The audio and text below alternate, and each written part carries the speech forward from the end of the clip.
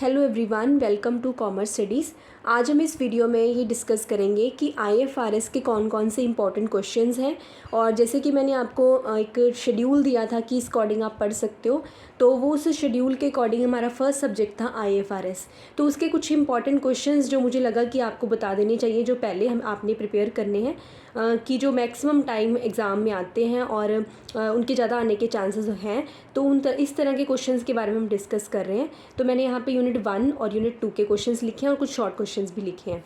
देखो, यूनिट 1 में मैंने लिखा है यहाँ पे फर्स्ट चैप्टर कि फर्स्ट चैप्टर में कौन सा क्वेश्चन बनता है कि फाइनेंशियल, सबसे पहले अगर अभी तक आपने कुछ भी नहीं प्रिपेयर किया है तो आप यहीं से शुरू कीजिएगा कि फाइनेंशियल रिपोर्टिंग क्या है, उसके ऑब्जेक्टिव्स क्या हैं, स्पेशल पर्पस और जनरल पर्पस रिपोर्ट क्या होती है, ये क्वेश्चन। उसके बाद में इसी चैप्टर में एक और क्वेश्चन भी बनता है कि फाइनेंशियल रिपोर्टिंग क्या है और क्वालिटेटिव कैरेक्टरिस्टिक्स क्या है फाइनेंशियल रिपोर्टिंग के।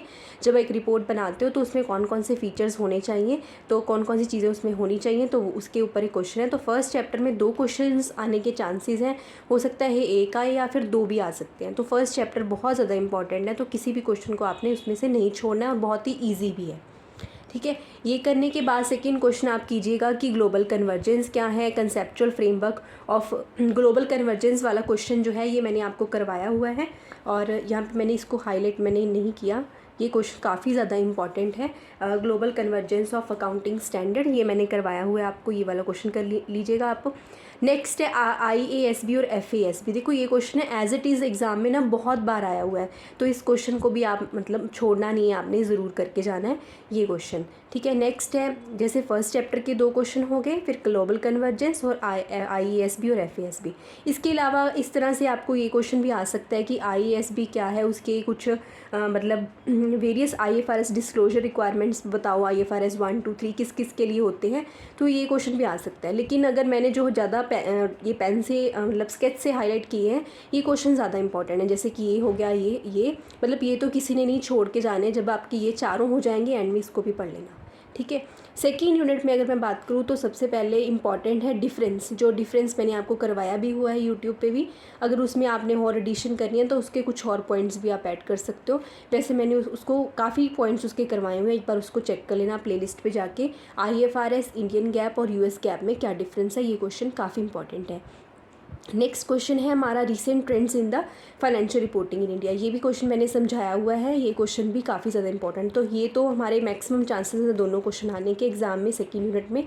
और इसके अलावा ना कुछ ये क्वेश्चंस हैं जैसे कि आपको सेगमेंट रिपोर्टिंग और इंटायरिंग रिपोर्टिंग में से एक क्वेश्चन आ सकता है, क्योंकि ये सिलेबस में जिस तरीके से मेंशन किए हुए हैं उसके अकॉर्डिंग एक क्वेश्चन इनमें से बनेगा पक्का।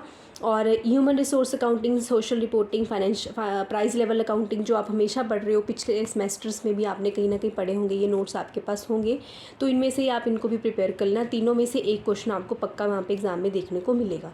तो एक क्वेश्चन इनमें से आएगा और एक क्वेश्चन इनमें से आएगा, लेकिन अभी ये हमारे लिए काफ़ी सारे क्वेश्चन हो जाएंगे, तो इसके लिए इससे बेटर है कि आप पहले इन दोनों क्वेश्चन को प्रिपेयर कर लो, बाकी जितना टाइम आपके पास बचता है आप इन क्वेश्चन को दे सकते हो। तो सेकेंड यूनिट में ये दोनों ज़्यादा इंपॉर्टेंट हैं, और मैं ऐसा नहीं कह रही कि यही पक्का आएंगे, लेकिन मैक्सिमम यही क्वेश्चंस आते हैं, इसलिए मैंने आपको बताया। और ये वाले क्वेश्चंस चारों काफ़ी इंपॉर्टेंट हैं।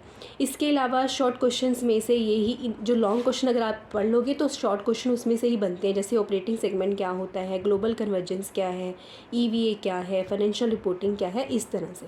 तो अगर अभी तक आपने कुछ भी नहीं प्रिपेयर किया है तो आप यहाँ से शुरू करना। फाइनेंशियल रिपोर्टिंग क्या होती है, फाइनेंशियल रिपोर्टिंग क्या होती है, वहाँ वो क्वेश्चन करके 2 क्वेश्चन आपके हो जाएंगे, तो आपको काफ़ी हद तक ऐसे लगेगा कि हमारा जो टॉपिक है वो कंप्लीट हो चुका है। और जो मैंने ये स्केच से हाईलाइट की हैं, पहले इन क्वेश्चंस को कवर कर लेना।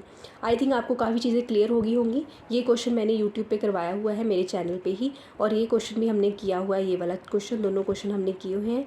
और फाइनेंशियल रिपोर्टिंग, ग्लोबल कन्वर्जेंस किया हुआ है हमने। फाइनेंशियल रिपोर्टिंग अगर आप अपनी बुक में से भी एक बार पढ़ेंगे तो बहुत ज़्यादा ईजी है, ये दोनों में से दोनों क्वेश्चन बहुत ईजी हैं।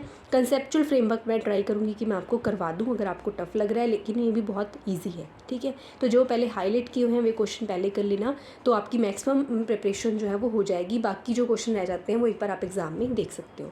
आई थिंक आपको क्लियर हो गया होगा। और आपने जो 15 डेज़ प्लान वाली वीडियो देखी थी अगर नहीं देखी है तो उसे देख लेना और उसको फॉलो भी कीजिए प्लीज़। उसको एक बार देख के छोड़ने से उसका कोई बेनिफिट नहीं आपको होने वाला, ठीक है।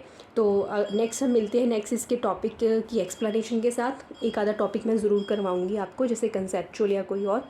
बाकी मिलते हैं नेक्स्ट वीडियो में। अगर आपको वीडियो अच्छी लगी हो तो लाइक कर देना और चैनल को सब्सक्राइब कर लेना। Thank you everyone.